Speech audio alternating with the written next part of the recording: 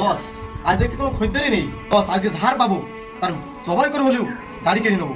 অনেকদিন বস কোনো ভালো একটা দান মারিনি। বস একজন আসছে বস।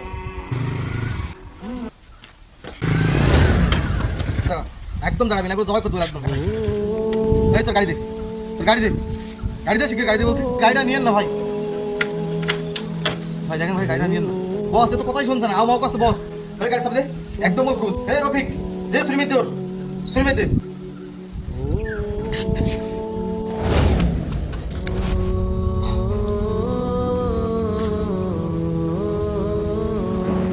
এই ভাই কি বললেন এটা?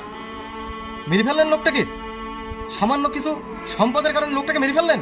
আপনি কি জানেন সে এই খেটে রোজগার করে তার পরিবারটা চালায়? তার হয়তো বাড়িতে মা আছে, বাবা আছে, বাচ্চা আছে, সন্তান আছে, স্ত্রী আছে। তাদেরকে এবার কে দেখবে? কত বড় পাপ কাজ জানেন ইসলামে?